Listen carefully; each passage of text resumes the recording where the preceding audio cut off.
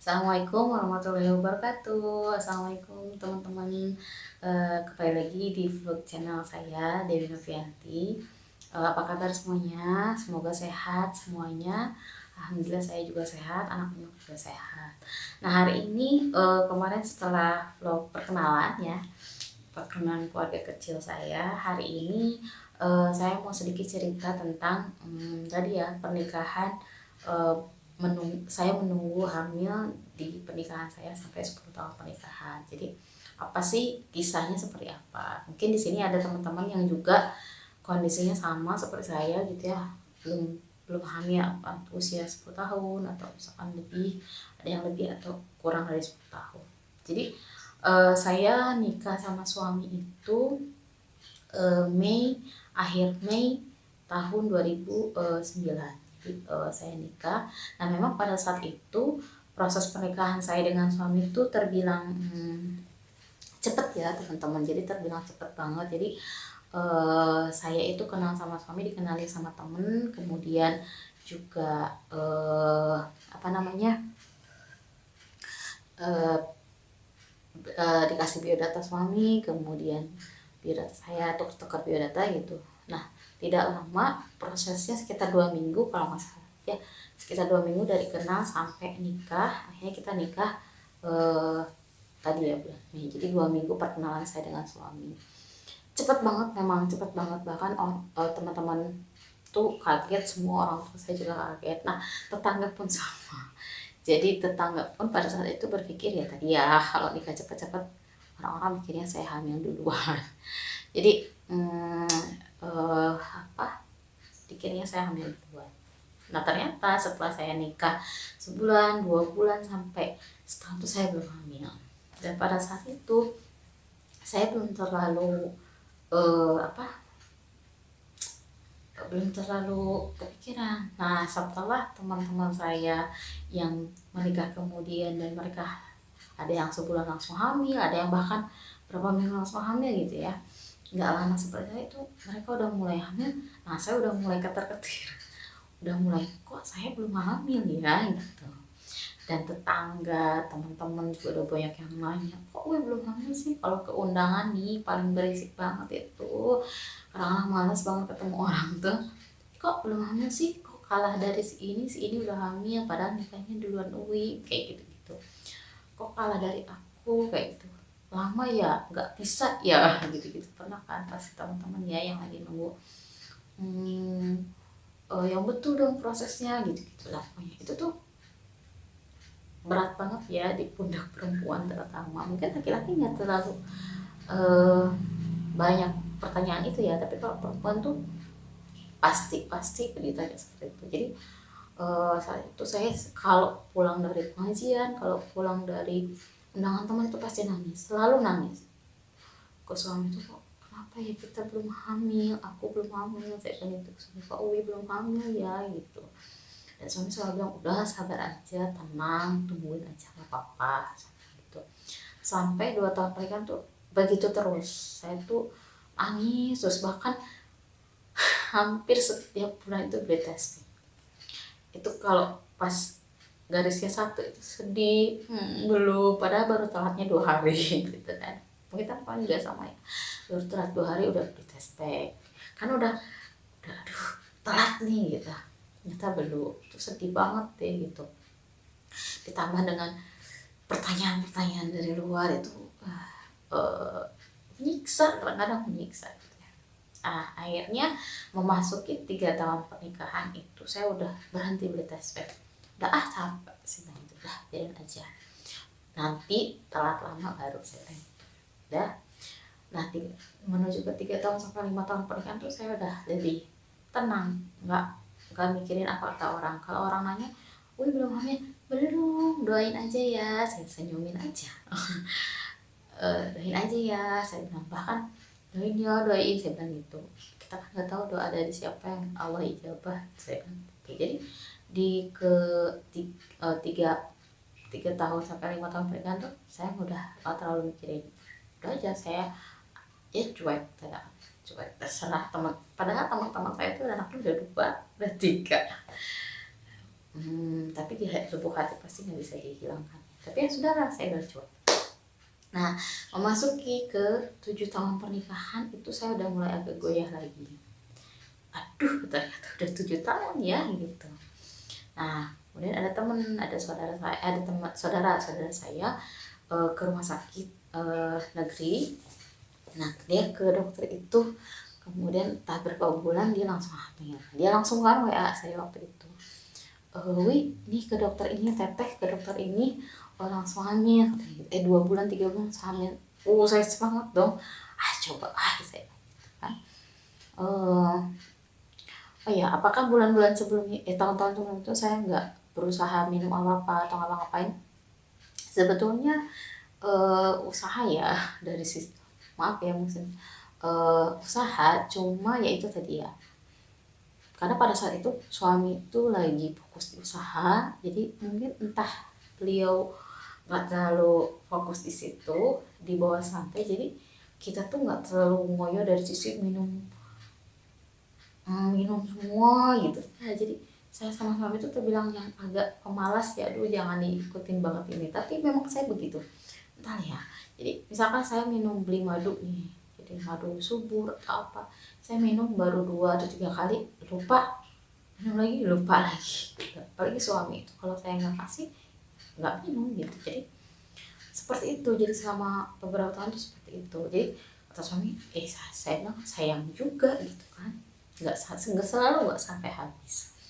Sampai tadi ya, baik lagi, saya akhirnya ketika saudara saya itu ke dokter, saya semangat tuh, coba yuk saya bilang gitu kan ke suaminya, coba yuk saya bilang gitu.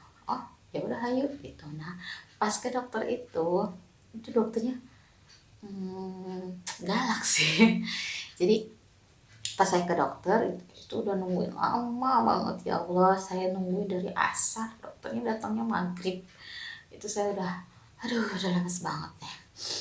Udah nggak apa-apa, akhirnya saya tungguin si dokternya itu sampai akhirnya saya dipanggil, kemudian dan saya dimarahin.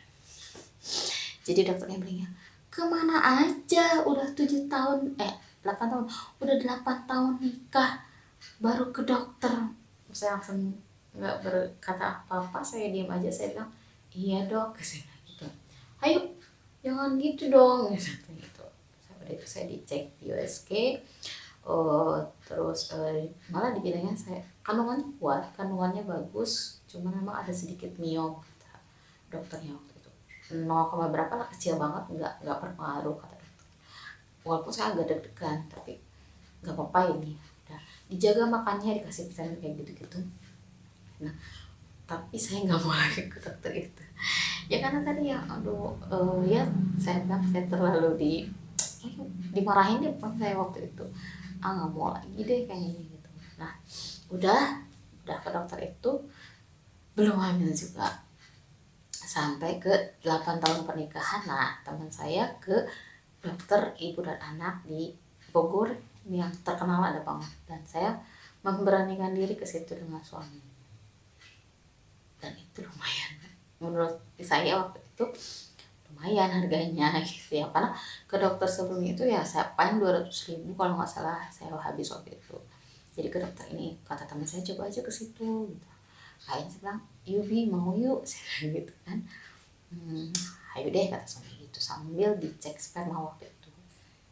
Jadi saya tuh cuman sama aja sih sebetulnya, cuman mungkin karena rumah sakitnya punya punya nama, jadi memang mahal sih waktu itu. Saya cuman di USG, kemudian dikasih vitamin sama konsultasi sedikit, 500.000. Itu saya ke suami terasa bersalah sekali, kita Bi ada uangnya gitu waktu ada. Terus gitu suami juga cek sperma itu 250, saya bilang udah, itu semua udah kita lakukan. Nah, ternyata saya tuh harus di tahapan selanjutnya harus di radiologi. Nah ini, jadi ketika itu saya udah searching, sudah tanya-tanya, tidak ada petugas radiologi yang perempuan waktu itu ya, nggak tahu kalau sekarang, atau mungkin pokoknya nggak ada waktu itu saya dapat info. Nah, kata teman saya, dikasih tahu di radiologi itu diapain sih gitu kan, dimasukin alat kemudian ditiup katanya kan, untuk melihat apakah ada penyumbatan di tuba fallopi kita gitu. Nah pada saat itu saya agak-agak mikir panjang gitu, karena waktu itu kalau mau ya harus langsung gitu. Saya bilang ke suami, kayaknya belum berani Debbie, saya bilang gitu, kayaknya gue belum berani. Ya udah kalau memang belum berani. Nah udah saat itu udah proses usaha kita sampai di situ. Saya bilang saya belum berani, ya udah tunggu aja sampai berani.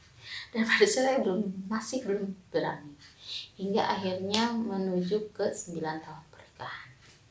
Sampai 9 tahun pernikahan saya udah mulai merenung, udah mulai aduh udah 9 tahun saya bilang gitu, ini kita berdua aja, memang sama Neng ya yang kan saya bilang, cuman Nurma itu waktu itu lebih seringnya tinggal sama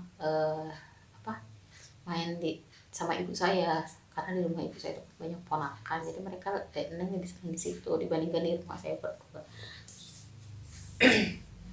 Jadi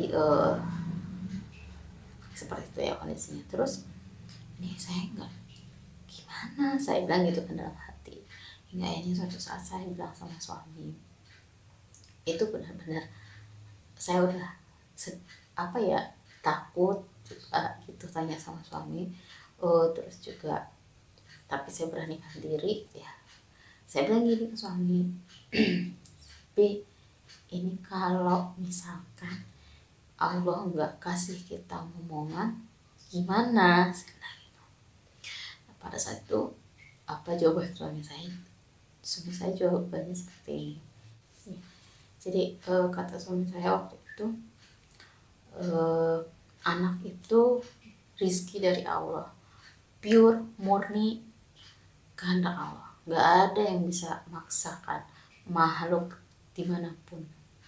Jadi kalaupun Allah berkehendak kita nggak punya anak, ya sudah nggak apa-apa. Kalau Allah kasih ya alhamdulillah kita terima, udah jangan dipikirin, ikhlas aja, sabar aja, pasti Allah tahu yang terbaik buat kita.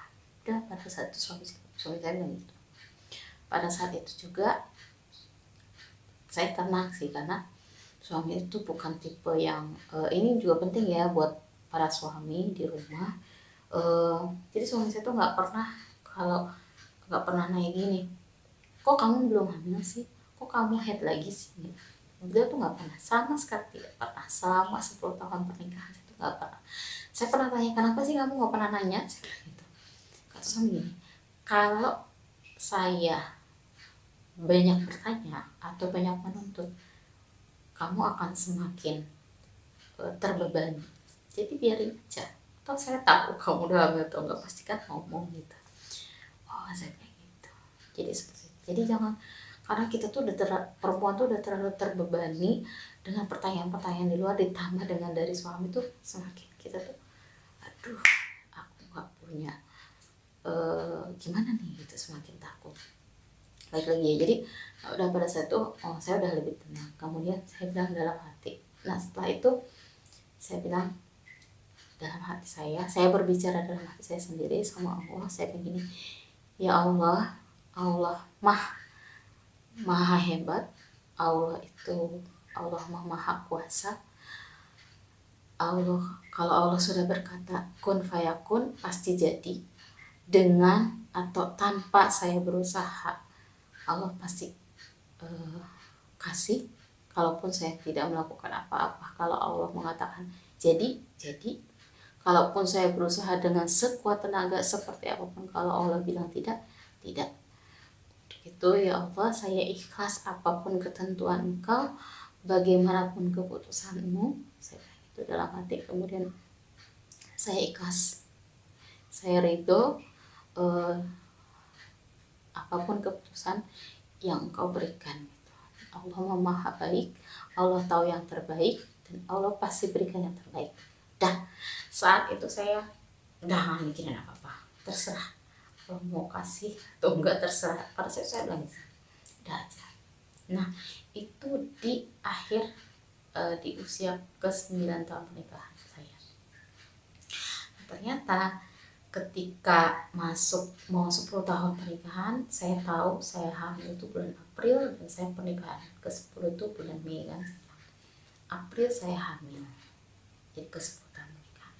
Jadi teman-teman, kalau teman-teman jadi apa sih hikmahnya? Jadi kalau teman-teman mau bisa cek di Ustadz Zaidul Akbar ya, di YouTube-nya beliau itu, dia pernah berkata begini, setiap orang itu Allah itu selalu berikan cara yang berbeda-beda. Jadi kadang misalkan beliau tuh ngasih resep A ke orang A berhasil, tapi belum tentu resep A ke orang B itu berhasil, karena setiap orang pasti beda-beda gitu. Jadi begitu pun dengan kita gitu. Jadi yang harus digarisbawahi itu pertama adalah hati kita. Pertama yang harus dibetulkan dulu itu hati kita. Pertama ikhlasnya dulu yang harus dibetulkan. Ikhlas, tawakalnya dulu, berserah dulu, terserah, jangan ngoyo. Allah mau kasih A, B, C, D, apapun, yang penting kita ikhlas. Terus yang selanjutnya adalah sabar. Terus banyak-banyak istighfar, itu yang penting. Jadi saya di akhir-akhir pernikahan tuh saya banyak-banyak istighfar. Saya, ya Allah, apa sih dosa saya dengan suami sampai seperti ini waktu itu saya bilang. Terus kata sampai harus nunggu lama, apakah saya tidak layak sebagai perempuan, sebagai ibu. Terus saya sampai pernah begitulah, pernah pergolakan hati seperti itu. Dan akhirnya saya banyak istighfar, ya Allah mohon maaf, mohon ampun. Jadi tadi ya, serahkan dulu sama Allah sambil terus melakukan maksimal ikhtiar semaksimal mungkin. Walaupun tadi ya saya tidak melakukan hal yang berarti lah, dalam arti program hamil itu saya nggak melakukan apa-apa, benar-benar nggak melakukan apa-apa. Jadi ya tadi saya bilang, kalaupun kita ikhtiar maksimal, tidak ikhtiar maksimal pun kalau Allah kasih ya pasti.